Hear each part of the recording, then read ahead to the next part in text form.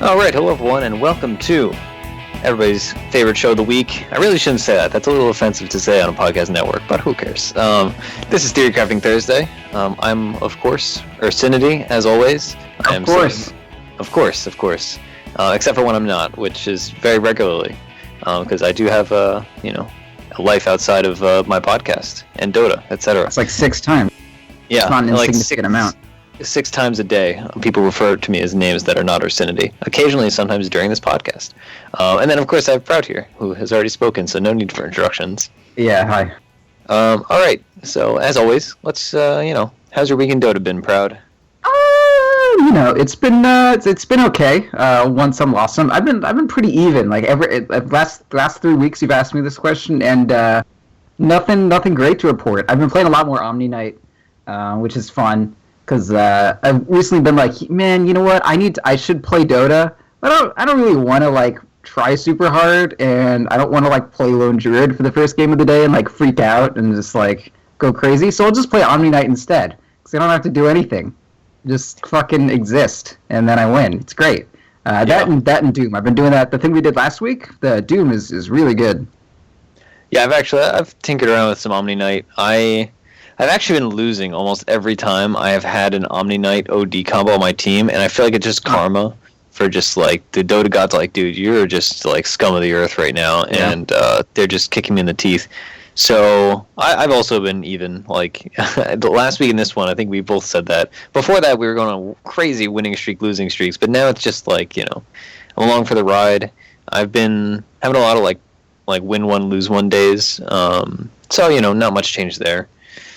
Although, changes are coming, as, I guess, since this is a less eventful week in Dota for the both of us, we could just jump right into the big news of yesterday, because this comes out on Thursday, and the patch came out today, which is Wednesday, and the patch that they just put out has deigned that all pick is no longer a mode that you're able to play in ranked for quote-unquote the next few days, which, few usually means 3, but who knows, Valve time. They don't probably do 3s, right? That's the joke.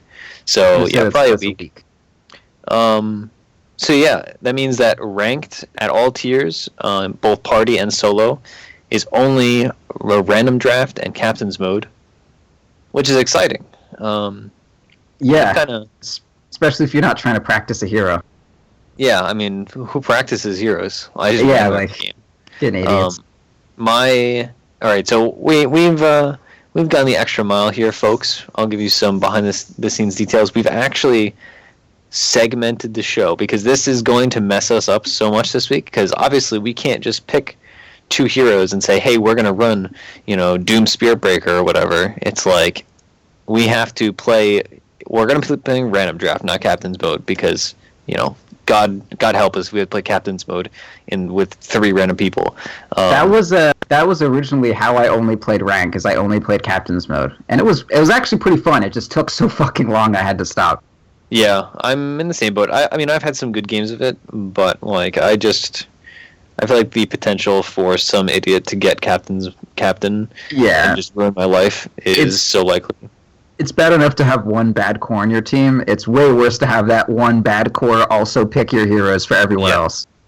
Yep, we'll get into that later. But anyway, so we have segmented the show, and we're going to talk about all pick first, and do some pros and cons. We're going to talk about random draft after that, do some pros and cons. Then we're going to talk about CM, pros, cons, and then we're going to explain to you how we have changed the show format for today's episode. Because, of course... Her int is too low. Yes. We're still going to play a game, and we're still going to come back and talk about the game, rest assured. But, we got to do it a little differently. So, let's jump right into all pick. And, Proud, kind sir, scholar, etc. What? Why do you think that they removed all pick from ranked at this juncture?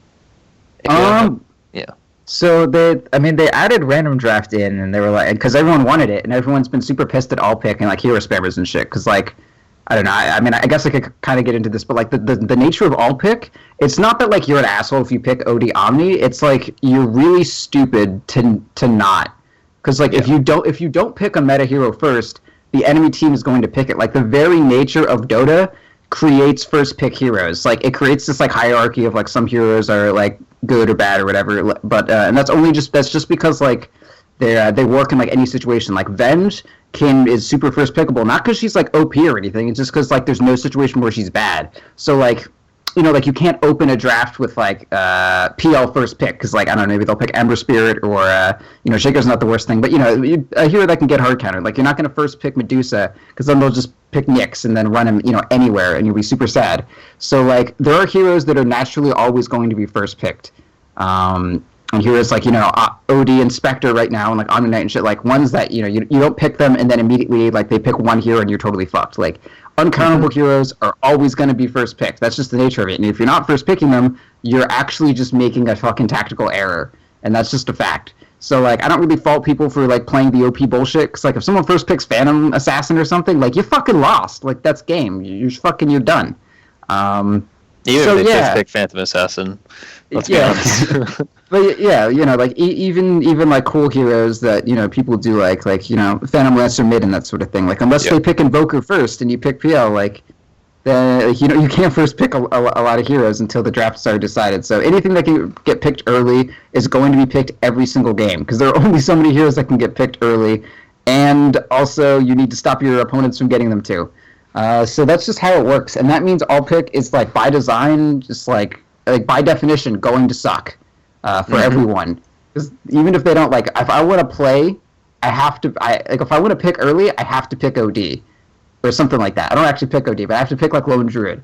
And if I don't want to pick early, like if everyone's fucking losing gold, like I need to. It sucks. It's fucking awful. Yeah, so, I mean, I am in agreement. I know, you know, we all know hero spammers, and it is like it's just a different way to play Dota. You know, there's the blitz argument that like you become a better player because you think of the game instead of thinking about the hero. We're not going to get into that necessarily, but I have a long-standing vendetta against hero spammers, and that's just a personal thing. I do value it community-wise, and I understand why it exists in all pick. You know, at the end of the day, you know, I am chiefly a tryhard, despite the fact that I host Theorycrafting Thursdays, not Tryhard Tuesdays. But you know, I can't fault the guy. If you listen to stream, you know, I might groan when the guy picks OD Omni on the enemy team or on my team. But at the end of the day, it's all about the plus 25s. So like, you know, you got to do what you got to do. So that's definitely just a problem with all pick, like you said. There have been many proposed changes that I suppose we could get into later. But that's just what's going to happen in all pick. And like you said, there's a lot of heroes that are just good always. And there's a lot of heroes that, sure, they're really shine in some games, but in other games, they suck. So you can't pick them early.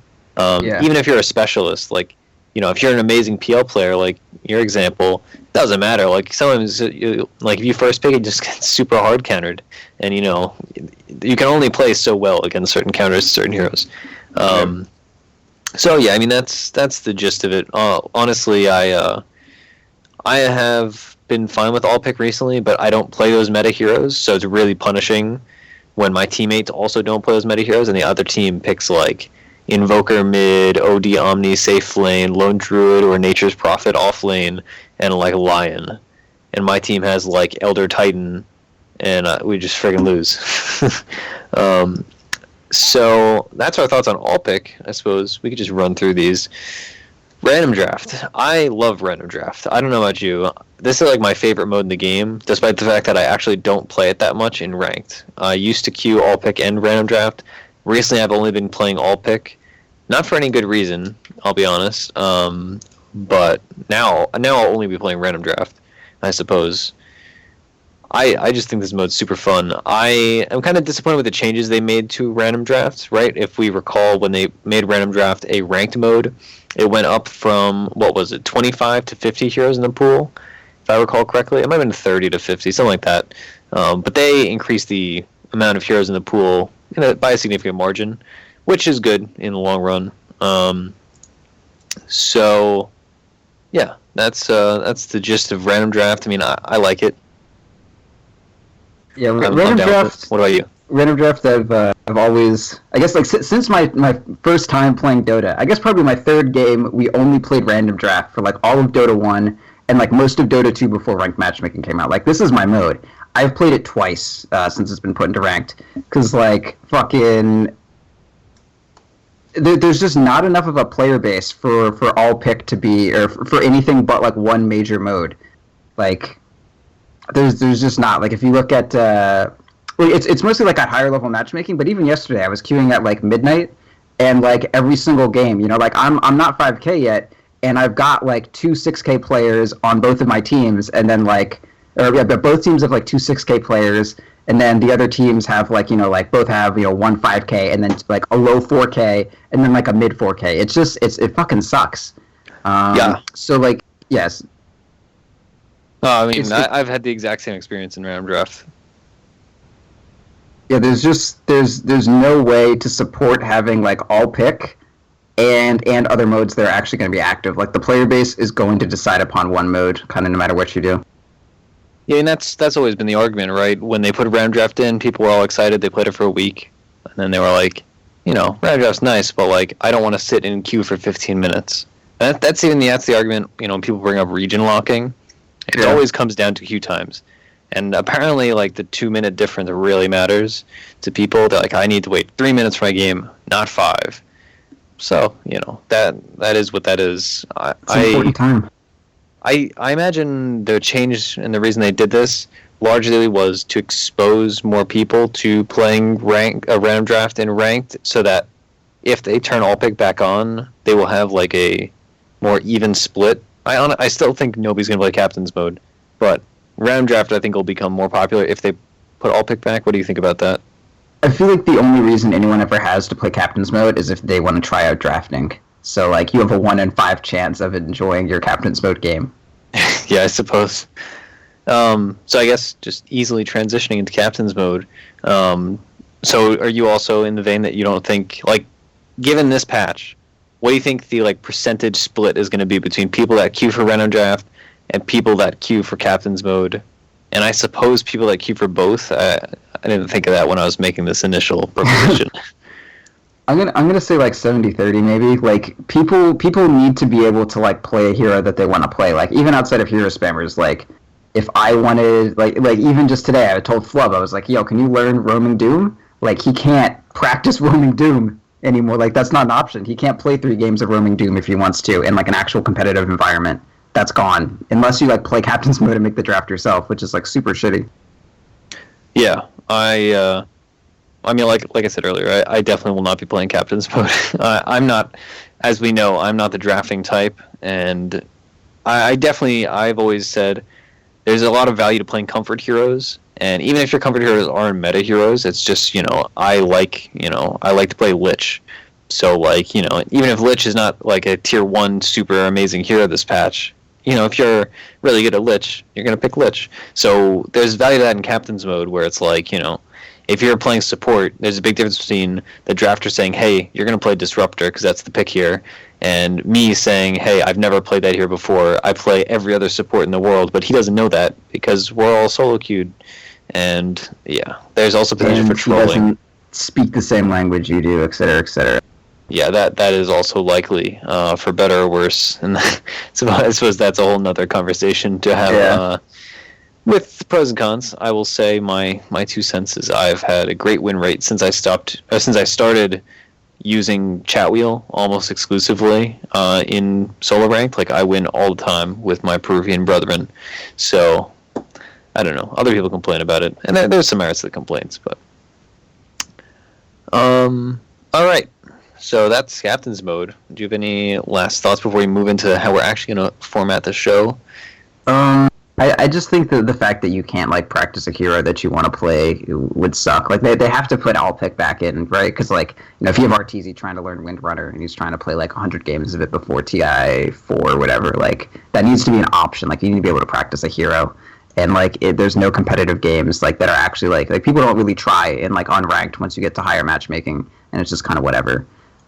So I mean, they need to put all pick back in at some point, but like right now where like the competitive scene isn't crazy, like do whatever. Like let me get some random draft games that are fun. That's fine. Yeah. So actually, this is actually a good addendum that I meant to talk about, or that we meant to talk about. What do you think? I assume you've read about all ban or all draft before. Yeah. Well, I suppose initially, I'll just explain it for any viewer that is not, or listener, that has not heard of all draft / all ban. It goes by both names. Basically, the idea is, and if I recall correctly, this is similar to what League does. An important stipulation is League and Han both don't have all pick in ranked. They're decided on that, and people actually like that. So that's some context for Dota doing this. But all draft / all ban, the idea is every player gets 2 bans per person, or some people have said 1 ban per person. And there's also the stipulation that you can't see other people's bans. So, like, you could have OD banned 10 times. So that kind of evens it out, whereas you're not necessarily banning 20 heroes. You have the potential to ban 20 heroes, but more likely you're going to ban, like, 10. Okay. So what do you think about all ban or all draft, whatever? I think it's like it's a noble endeavor, but basically what it means is no one's allowed to practice any meta heroes, which is stupid. Like, what if I yay, Lone Druid is finally meta, and I can never play him? Great. Yeah. Like, that's kind of stupid. I like the idea behind it. Like, I don't get to play against Sniper anymore. Thank fucking God. During the ho ho ha ha patch.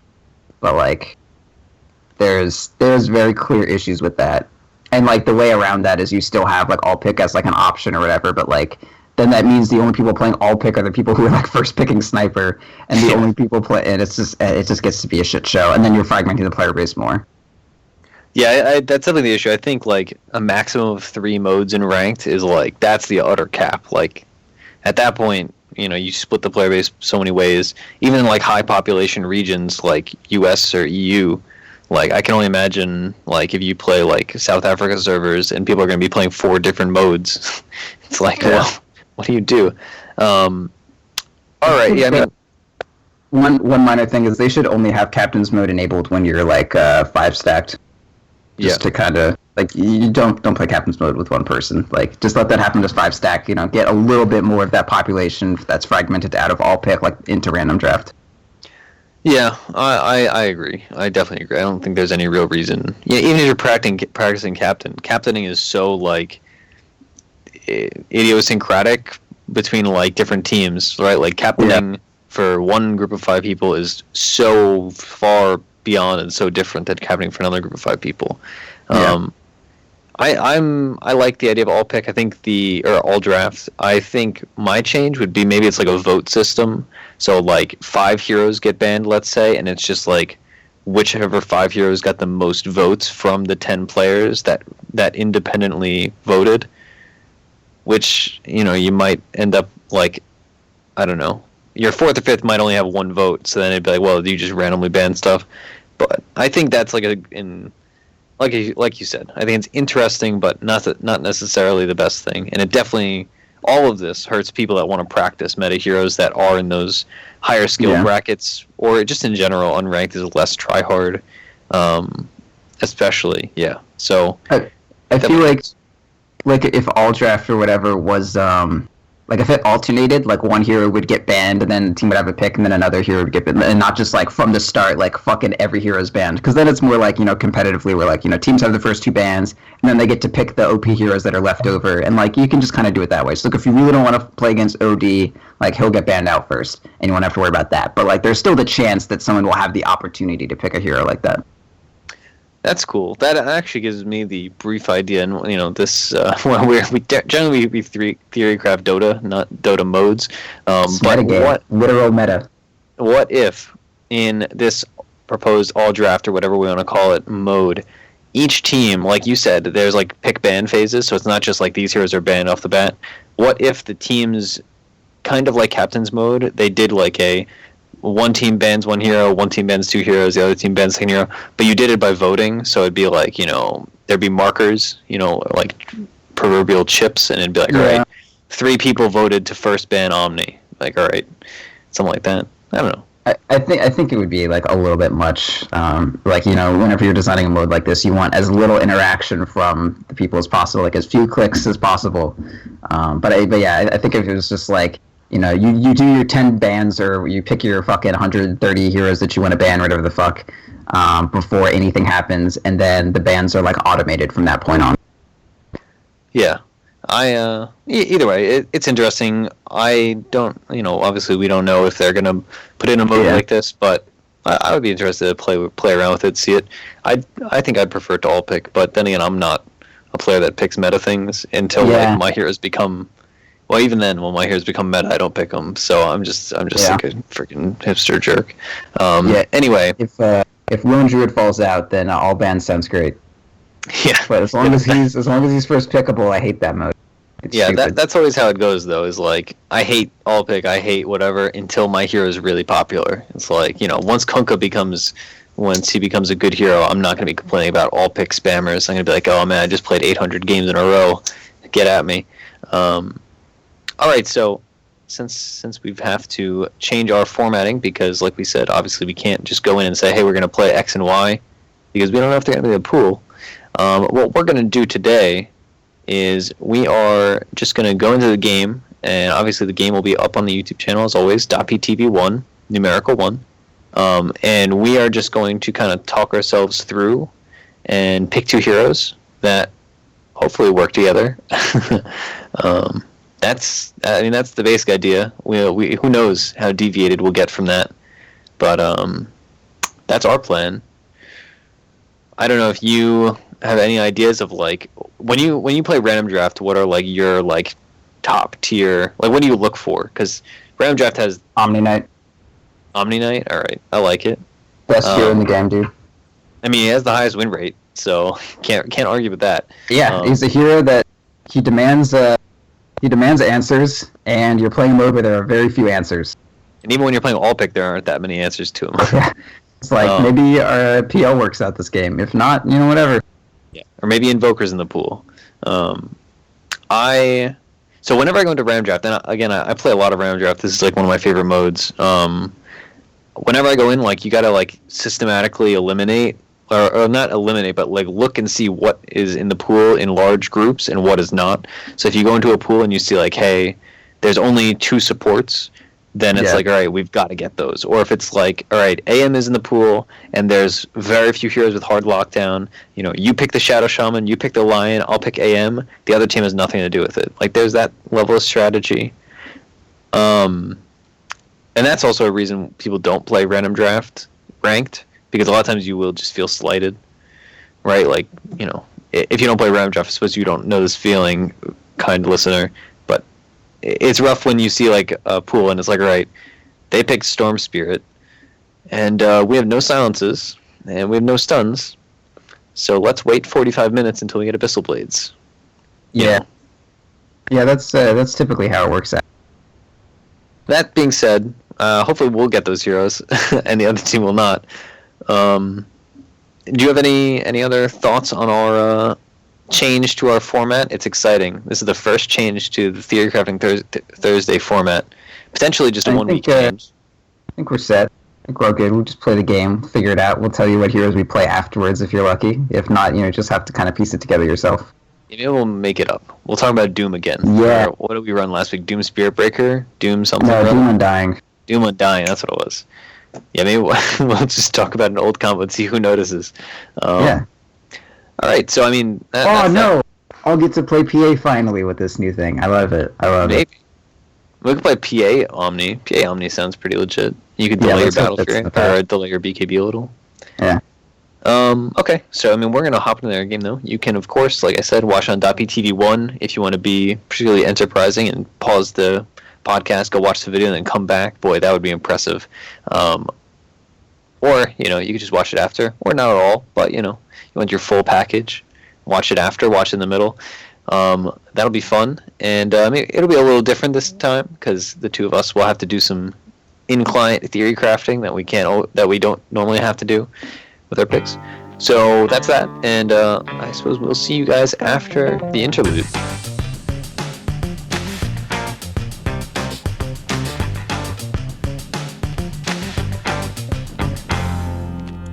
All right. Hello. Hey. I was like, all right, let's wait for the 5-second. Don't need it. All right. It was 3 seconds, so. This is the podcast. We are in the second part. We've just come back. We actually P2. We improvised a little. We ended up playing 2 games, And they're two very quick games, so we felt warranted. We wanted the full experience. And, it's a weird kind of podcast, so it's a weird kind of format. So it was fun. Yeah, it wasn't bad. So, Proud and I, we played the first game. Actually, the first game is particularly notable. All right, this is exciting. Every once in a while, you run up against one of your friends in ranked. If you watch the Roland stream, very often, like, people are just in his games. It's like that either we know from the community or that are like, oh, I know the show. This time, though, not only was it a fan of the show and a community member, we played as a two-stack against a two-stack that involved Wednesday.pro show host extraordinaire, that's a mouthful, Korean Barbecue. Our very own. Yep, our very own. And we wrecked him, which was fun. He just got a little shit on. I felt shit on that kid. So in this first game, I guess we'll just go through it linearly and we'll talk about game 1, game 2. In game 1, our two heroes were, I was playing Disruptor, my boy, also Easy's boy. I'm a big fan. I don't remember if we've run this hero yet in Tryhard or Theorycraft Thursdays. I don't think so. He's great though. Yeah, he's awesome. I'm all about him. He is one of my favorite supports. And Proud, he, not surprisingly, he played Lone Druid. Although you had to jungle him, which I know. Yeah, I didn't want to play Lone Druid, which is a surprising thing. I was kind of forced into it. Yeah. Well, it's like we were talking about earlier, right? Where like you see random drafts or even all pick, and you're like, all right, one of these really good heroes is in the pool. I don't want somebody else to play it, so I'll play it. Yeah.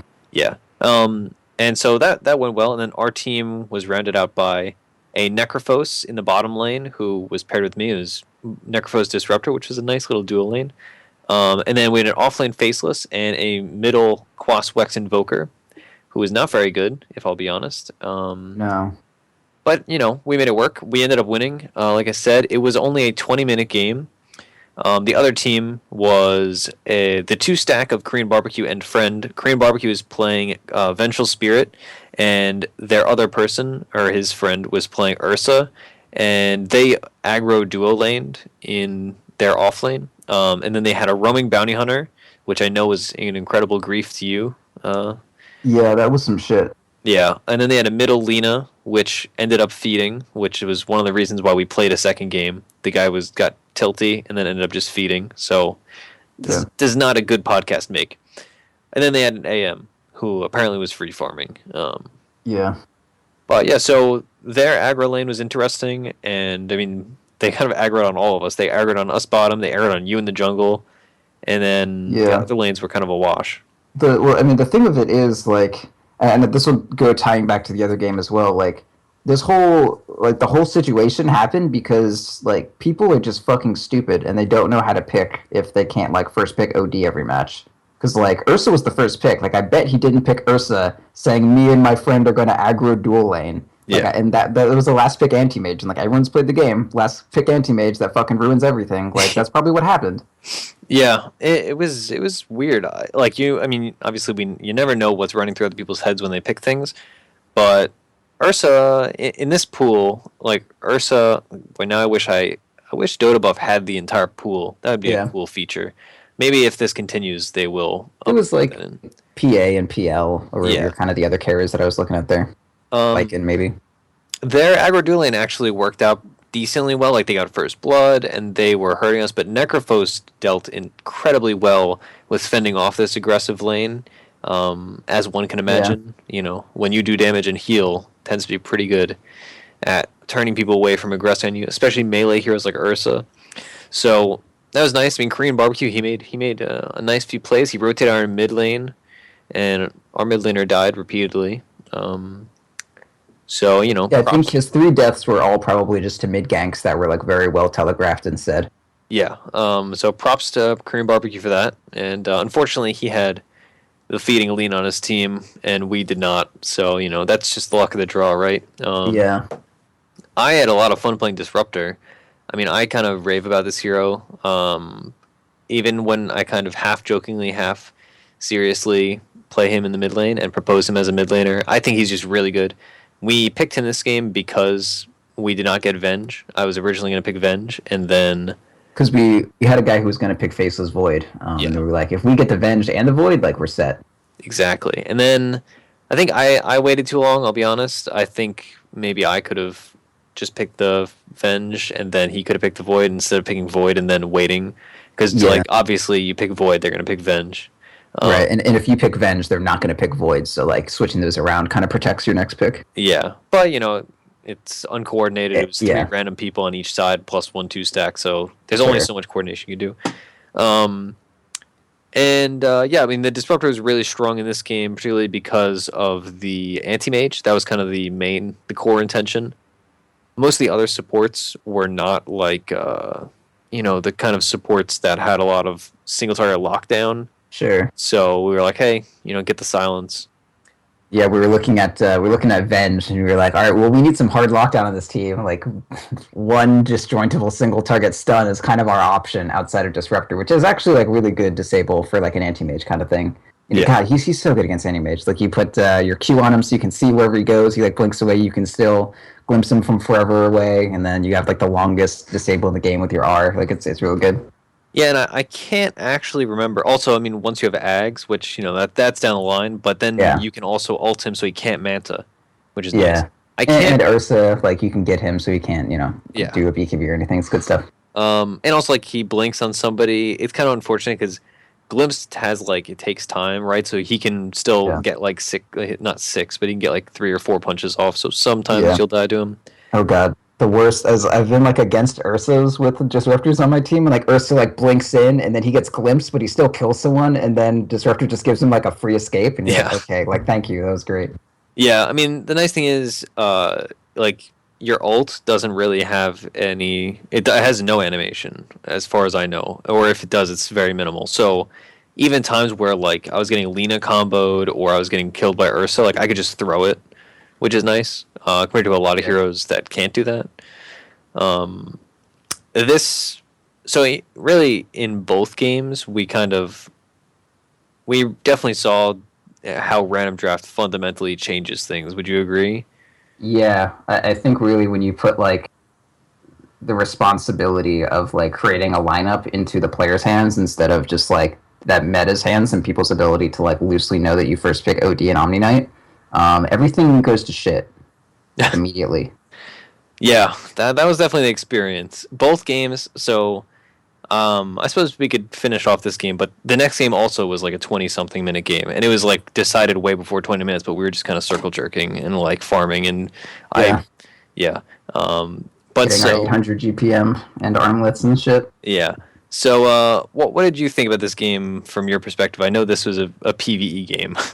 Yeah, well, I mean, not entirely. I did have a decent amount of kills. I was tied for highest, and then pretty much lower on the assist there. But I mean, I think our combo was pretty good, honestly. Like Sven Rubik, like that's gonna fuck up. Oh no, our no, save. game one. Oh, game one. Yeah. Sorry, I thought you said on to the next game. Oh no, Yeah. Yeah. For me, next. it was entirely PVE. I jungled and it got disrupted a lot by Bounty Hunter, and then I killed him once because I bought a dust. And that was really all I did that game. The rest was I just like farmed. Like I had 627 GPM despite having a really shit early game, and that was it. I showed up to finish the ancient off, and that was about it. Yeah, It was pretty shitty. Like I kind of want to talk about like the way that the picks worked, because like first you saw the Ursa and I saw the Lone Druid and I was like, like can I not play this hero, please? And I wasn't going to, but like we picked Necrophos safe lane, and like it's really cool that he did well, but like you can't run that as your safe lane core if you don't have like physical damage elsewhere. Like that's super all in. yeah. So I feel like I kind of was forced into picking Lone Druid jungle. And if I didn't, like if I was tri-laning, like Necrophos wouldn't have gotten as much experience, and he probably wouldn't have like killed the Ursa like 7 times, because like he needs like once he's level 5 and has like Sadist and shit, and like a level 2 Pulse Nova or Death Pulse Nova shit, whatever. Once he has that, he's set. But like I don't know, like if I was another support this game, like I don't think that would have helped. Like I think I was better off distracting the Bounty Hunter and then you guys just like get free experience and kill people. Yeah, I somewhat agree. I mean we're in a weird position, and I mean when you do run a jungler, it's really nice to have a safe laner like a Necrophos that's pretty like self-sufficient. The only rough thing was that they had a bounty hunter, so like the middle laner didn't have sentries, so he was getting killed. Also, he was always Yeah. out of position because he was bad. But like it's very rough to play a game against invis heroes where you are a single 6-slot disruptor. That's fair. And like eventually we were getting kills, so it was fine, right? But in the early game, it was like, all right, it's like 10 minutes. I have like brown boots and like 2 iron branches, and I have to buy all these wards and stuff. And yeah, if we did not get that snowball going, and I was just like the poverty support the whole time, it would have been really rough. At the same time, though, like if I was a support and we didn't get that snowball going, we can't win past 20 minutes. Yeah, there's no situation where that happens. So like, I feel like any way you cut this, like you're pretty fucked. Yeah, we definitely we as a team executed pretty well, but the Necrophos was really stellar. He had a really interesting build, actually. I know. Are you a Necrophos player? I know. I'm definitely not. I used to be. He did this build. I've seen Wagamama do it. What he did was he went treads and then rushed a veil. I think he actually just went brown boots, rush veil, and then went back for the treads.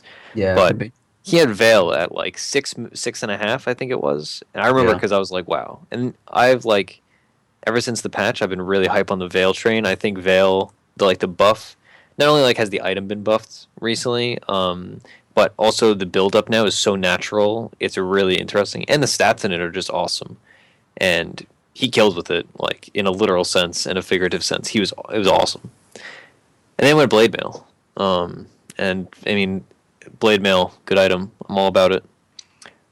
So that was that game. Do you have any other finishing thoughts about the first game before we move on to the second one? I think the second one was better. Just veil is like honestly super good. Like it's as much stats as drums. It doesn't give the move speed or anything, but like, I don't know, just for your team giving that AoE magic damage early game when magic damage is so significant, like an early veil is like super scary.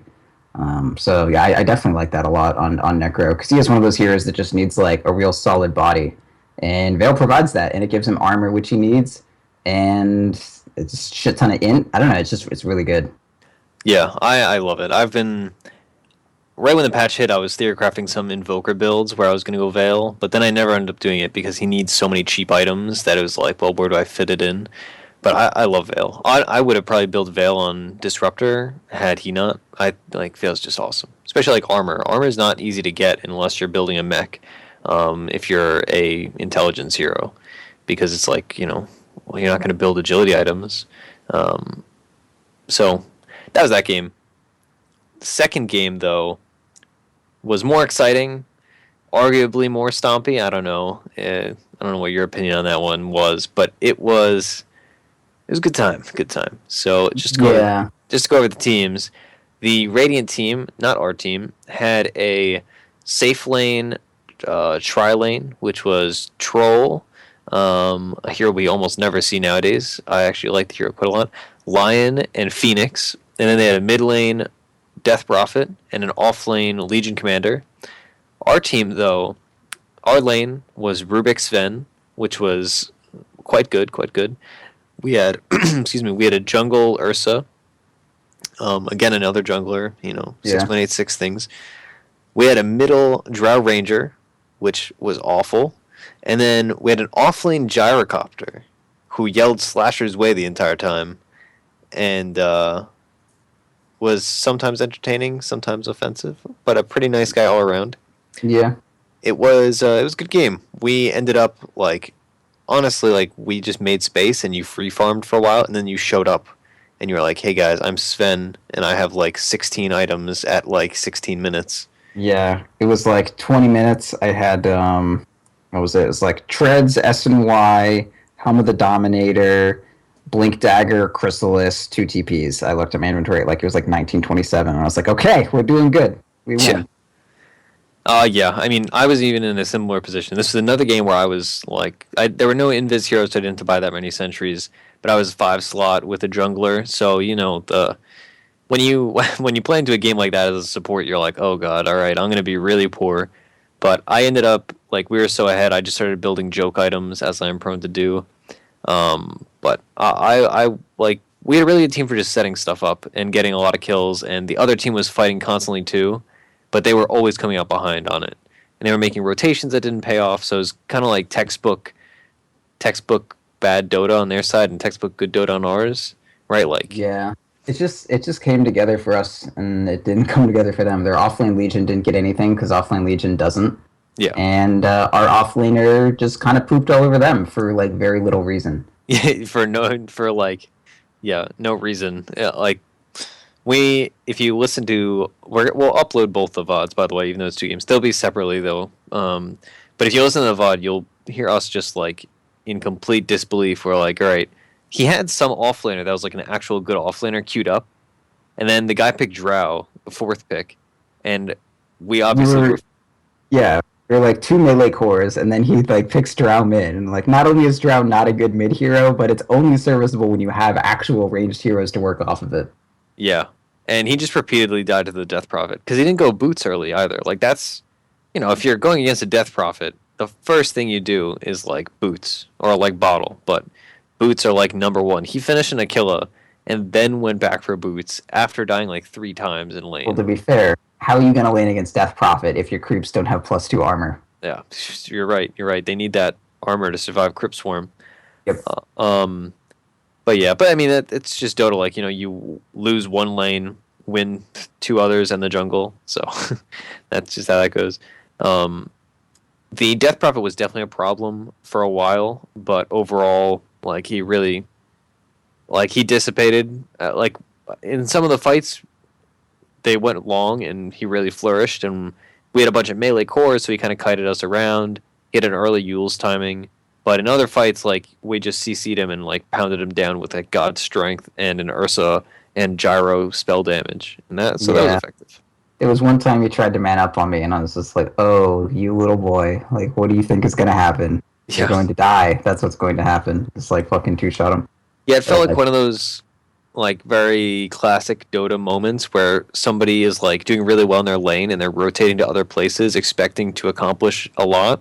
And then they don't, and then they have all this momentum, and then it just kind of plateaus, and that was really what it felt like with this Death Prophet. So, I mean, that was kind of how the early game went, and then, yeah, like I said, we kind of 4-manned with Drow, Rubik, Gyro, Ursa. Sometimes Drow would be off split pushing or dying, and then you just took stacks, and you said you had, like, what? I remember you said you had a 5 stack at, like, it could have been like 6 or like 12. I'm not sure. Like I started stacking at like 9 minutes, and then I took it. I didn't like miss a single minute, and I took it at like like 13, 14 or something like that. I know at 16 you were finishing your SNY and had 2,000 extra gold with Tread's HOD already. Yeah, you know what? I'm gonna look. So we'll continue talking. I just want to kind of revel in this. Yep. And while all right, so you ended up with 861 GPM. But I had almost exactly half of that. I had 436, which on a support is very respectable. And like I said, I ended up building some joke items. So I went. Let's recall how this actually went. So I went mana boots, wand, obviously buying wards the whole time, TPs the whole time. Then went force staff because my idea was I was getting run down by Death Prophet, and a blink dagger wouldn't help me because she'd be on top of me already. So I built a force staff to get away from her. Although she could still run me down sometimes. And then after that, I went back for the blink. And then we were quite ahead, and I was like, what fun items can I build? I didn't have enough money for an armlet at that point, so I built a Dragon Lance. And then I built an armlet, and then I got an Aegis. So that was the kind of game we had. It seemed like the right thing to do. Yeah. It was, it's just classic, 6.86 Dota, your Rubik. You buy Dragon Lance so that you can kill Roche faster. And then you buy an armlet so that you don't die. It was a 6 stack. It was a 6 stack of Ancients. Yeah, and that's I wish I memorized the amount of gold. Like there are people that have charted out like the average gold you get per camp. Yeah. I wish I need to like write that down and like post it on my wall or something, so I know like he took a 6 stack. How much actual money is that? Like you can estimate it's like a 1,500 gold, maybe less. It's Well, I could see real quick, honestly. It took my GPM up by 100, like the second I took it from 500 to 600. It's so funny. Yeah. Yeah, it's pretty good. Yeah, taking stacks like that is really good for your net worth, turns out. Yeah, and Ursa got a nice couple Roches that were unindated, so that helped us too. And it definitely helped me because, in the early game before I was rotating around getting kills, gold is hard to come by, turns out, when you have like 1 CS on a support. And yeah. We're getting pulls, but the thing I was thinking about pulling while I had Sven on my team, they didn't really have any like classic stack takers other than like Death Prophet can take like medium camp stacks and stuff, but normally you pull creeps and then you kill the camp with your hero with the creeps so that you get CS, and it balances out your net worth and your XP as a support. But when you have a Sven on my team, I was like, all right, I'm not even going to take these stacks. I'm just going to do all the big pulls at 53. That's going to like instantly kill my creep wave. We're going to deny XP to the Legion. And you're a Sven, so you'd Warcry and you wouldn't lose health fighting off the regular wave. And then you ended up with like a 4 stack of large camp, and then it was really good. So those are like. By the way, the 6 stack was exactly like 1.5k. It was pretty good guess. Yeah, I know. Like, I mostly just panic.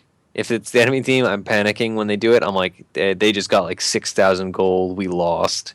And if my team's taking it, I'm like, all right, good, we won. So number is a little less important than feeling, because. Hero was, though. I feel like this game, I feel like Rubik was honestly really good. Like, pull back with any of our heroes was so strong. Like, if you have Sven and Ursa, like, there was one time where, like, me and Ursa were sitting next to each other, and you lifted someone, and it was like if you're, like, turning wood into sawdust, it's like going through, like, a conveyor belt, and there's, like, 2 fucking, like, crazy saws on either side, just, like, blowing the shit out of it. Like, that was me and Ursa. And, like, they were, like, slowly going into, like, the jaws of these fucking, like, saws. And then you, like, pulled them back, and it just, like, fucking ripped them straight through it. And that was how our team worked. Boy, that is a savage depiction that I did not expect. And then, like, at the end of that, you got Gyrocopter, like, sitting waiting for you as you're coming out, just, like, shooting you fucking with a machine gun straight through it. That was our team. That was Rubik there. I mean, I'm a big Rubik fan. We have not run this here yet for Theorycrafting Thursday, because not really for any good reason, I'll be honest. Like, I think a lot of us like this hero. He's super fun as far as, like, high skill cap supports go. Like, obviously the hero can steal spells, like, from anybody, so he has so much, like, room for big plays. And he has great synergy with a lot of heroes. So, like you said, Sven, Ursa were perfect. Or, like, against their team, there was certain synergies, right? So Troll would be throwing his blinding axes up, and I would just lift him and throw him away so that you guys didn't get blinded. Or that's true. Or Death Prophet would be trying to chase you down, or with Soul Siphon, like, all right, nope, sit back down on the low ground, leave my friends alone. The pullback is, like, surprisingly, I don't know, like, I feel like normally you don't really respect it too much against the Rubik. You're like, okay, yeah, he has, like, a lift. It's basically just, like, a stun for 2 seconds or whatever. But, like, man, that pullback is, like, fucking savage. Yeah, and like, it sets things up, right? So Sven's classic problem, like you brought up, is that he just gets kited. And not only did you have, like, the items to not get kited, but in the early game, before you had those items, before you had your Kobold making you faster, it was like, all right, you know how we're not going to get kited? I'm going to lift that person up and bring them to us. So it's awesome. Also, stealing an egg should have been easy. I never actually did it, but theoretically, I would have stolen egg all the time if this game went longer. Wouldn't that be really hard to do? It's like when it finishes, you get stunned? Well, no, I mean, you, like, blink or force in. It's just like stealing Ravage. Yeah, but I mean, he can, like, just press a button the second it finishes, right? Like, you're egging, you're just, like, spamming a key. I mean, that'd be super hard to steal. He's a Phoenix player, though, so, like, he's probably or not. It's random draft. That's true. So I kind of want to talk about the, like, overall our experience in these 2 games of ranked random draft. But do we have any more game specific? I just want to say my success rate of picking up a Kobold Foreman for the move speed whenever I have Helm of the Dominator, like after I'm done with my initial Ancient stack, is, like, very high. So I would highly recommend. Do not underestimate this Kobold Foreman. Like, don't just get the fucking Wolf because plus damage is great. Like, shut up. Get fucking 12% move speed, like, for free. Like, that's crazy. It's like more than a Yasha. And it's 12% on top of Yasha. Yeah, and it stacks with, and unlike, multiple Yashas don't stack, etc., fucking Kobold Foremans, they're great. And it's an aura, too. It's for your fucking team. Like, you think drums is nice? It's like 2.5 drums in a little boy. And he absorbs damage, too. He's great. Yep, and I mean, it's not really new HOD, but HOD now brings people up to 1,400 health, so, like, your Kobold Foreman's actually going to live through things. Yeah, he's great. Yeah, I'm always amazed by how like impactful neutral creeps can be, because you underestimate auras and stuff. You're just like, all right, he has a Satyr or whatever, it's gonna Hadouken me. But then it's like, oh wait, he has 6 HP regen a second. Like I can't zone out this Enchantress or whatever Yeah. has dominated that. So that was nice. I So, definitely agree. just walking around, I mind controlled like because I had no mana because I'm Sven, so I just mind controlled the Hill Troll Priest, and he has a 3 mana regen aura. So it's just like I just fucking like get a clarity potion from the jungle. Like you can do a lot of shit with Home of the Dominator. Like don't forget to use this thing. It's real good. It's not just lifesteal. It's so Yep. much more than that. Yep. Broaden your horizons. Dominate everything. That's a T-shirt. Also, if you watch these games, don't build armlets on Rubik or Disruptor like I did, unless you're having a good time. In which case, go for it. All right. Like I said, I think we should probably discuss a little of our thoughts, having talked about Random Draft pre playing 2 games, and now after having played 2 straight games of ranked. We can say with full confidence, because of our incredibly large sample size of games. I think we've cultivated an expertise in random draft ranked play. Yeah, 2's enough. Yeah. So, what do you think? I mean, we kind of briefly talked about it, but I don't know, man. It's like I really don't think people are like, or at least people need a long time to adjust to figure out how to pick heroes for themselves and not just pick whatever's meta. Because like I don't like the guy on Necrophos did well, but the next 2 guys who pick Necrophos safe lane first pick are not going to do well. Like that's not a recipe for success. That's a recipe for like, goddamn, I better jungle this lone druid, otherwise we're fucked. So I'm afraid, and I think you get enough like, oh man, this game's fucking ruined because my dumbass teammate wanted to play this dumbass fucking hero, and that's gonna happen every game now. So it kind of sucks. I'm not gonna have you to be like, okay, like 40% of our team is gonna pick a smart thing every game. For solo queue in this, it's like I got nothing to depend on, man. Yeah, I think you said it very well I believe in our second game, whereas like this is the perfect mode to play in a 2 stack with like 3 random people, because you and I can kind of like mold our picks around the kind of teammates that are chickens with their head cut off running around. Whereas yeah, like I'm a little concerned too in solo queue. Like we both of our games, we had 1 support, and that was you. Yeah. What's gonna happen? What's gonna happen? I imagine I'm gonna play a lot of support. That's what I think is gonna happen. And you know what? I only like a couple supports, man. What if they're not there? Like I'm okay with like first picking Omni Knight because I'm like, fuck it, I love that guy. But I don't want to first pick fucking. I'm trying to see who don't I like. I actually like most supports, honestly. Yeah, well, and even like past that, Bane. It's like Bane. I don't want to pick Bane, man. I love Bane, but I think this is an interesting experiment, especially in broadening your hero pools. Because I think that's something that everybody should do, even if like you're the type of player that's a firm believer in like I spam X, Y, and Z heroes. Maybe they're not even meta heroes, but like people that have that mindset of like I spam heroes so that I learn about the game and don't have to focus on like the mechanical specifics of the hero. So I think this is going to be an interesting experiment in like those people can't necessarily do that, so they're going to have to learn new heroes and experiment and play outside their comfort zone, which I think is going to suck possibly in the short term. But I think if this is a like larger plan of Valve's, I appreciate it. I think it's going to be fun. I'm also biased because like I have a large hero pool, so this is perfect for me.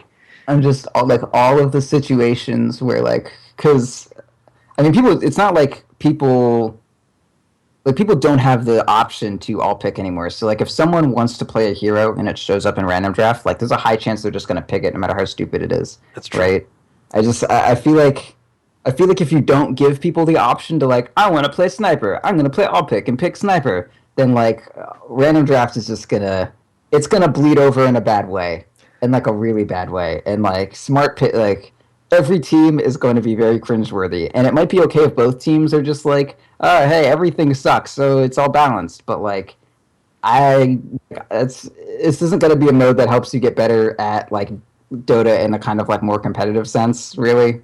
I don't know, man. I have a lot of negative feelings about this. Like, I like it in terms of just playing random pubs, but as far as like trying to get better at like Dota in like a more competitive sense, I think it's kind of shitty. Yeah, I somewhat agree. Do you think?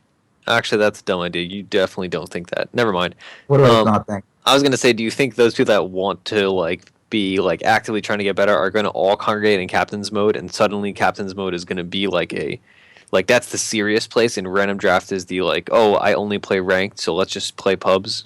How nice that would be if Captain's Mode didn't take like 20 minutes longer than any other game mode. Yeah, this is exactly why I recanted that thought. Yeah, But the that other, needed to be addressed though, because I was going to bring that up myself. yeah, perfect. I just take Captain's Mode out, but it's not like you can have random draft and Captain's Mode because then, or rather, you can't have random draft and all pick and have that fix the problem because then you just, I mean, everyone's still playing all pick. Yeah, But like Captain's Mode is just like it's not an option.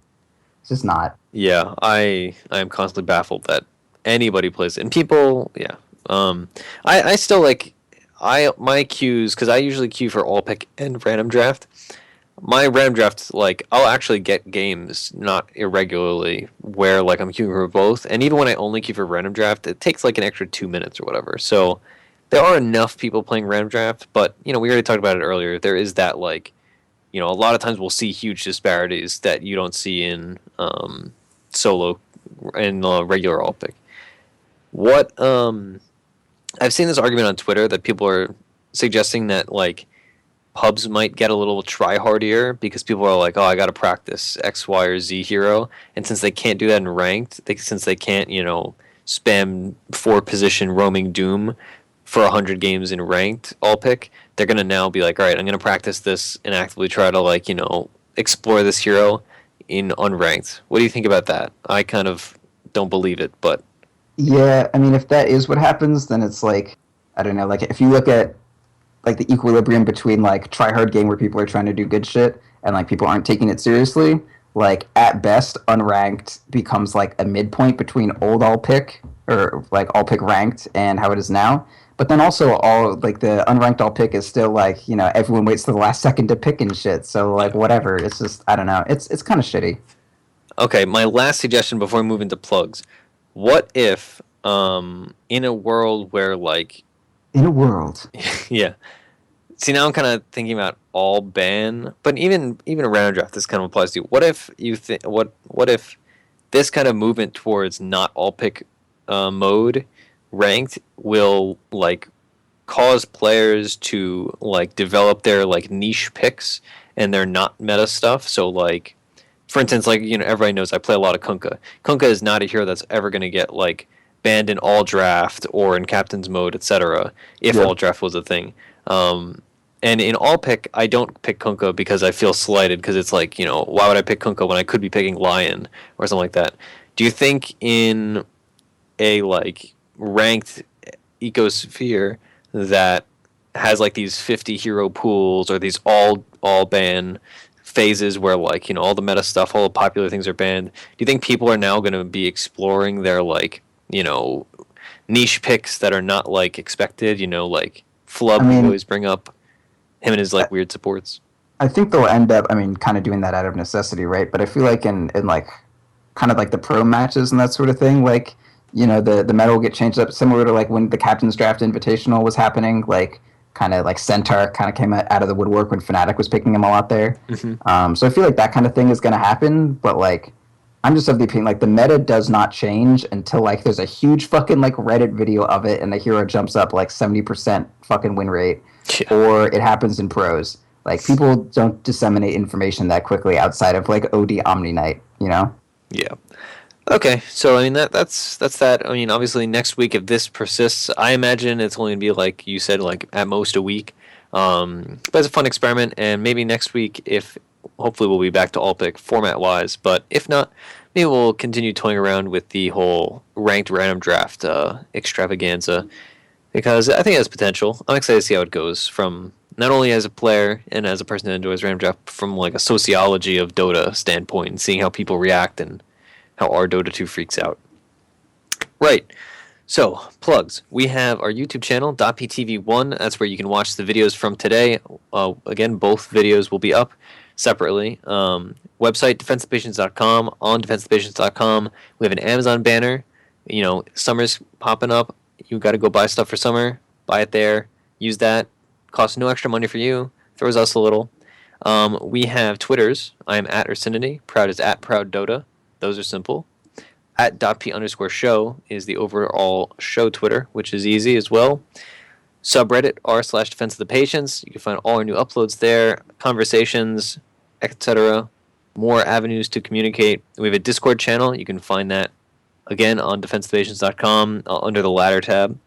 Email us at defenseofthepatients@gmail.com if you have opinions. You want to suggest what we should do for next week if it's still in random draft, only for ranked. In-houses, Thursdays and Saturdays, 9 EST, usually goes to around midnight EST, or EDT. I don't know the difference. I'm not educated. Sorry to forgive you. Yeah.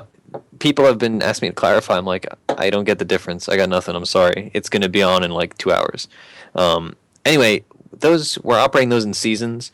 The season for this in-house season ends on April 9th, which is next weekend, I believe? Yeah, next Saturday will be the last in-house night for this season. We're going to take like a 1 to 2 week hiatus, probably more like 2 weeks, to work out some of the kinks. This was our first season, so we're still cultivating the community we want to have and making sure everything runs smoothly and balance-wise. We've had some questions.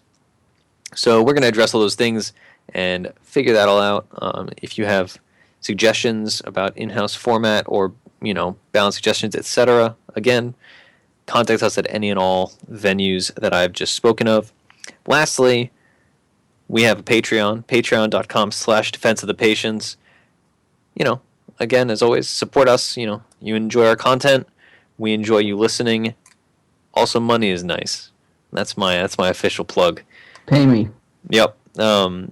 And so that's about that. Remember, we didn't really theorize that much today, but just remember, at the end of the day, it doesn't matter how loosely we theorize. We have a theory, and if you try it, it's probably your fault.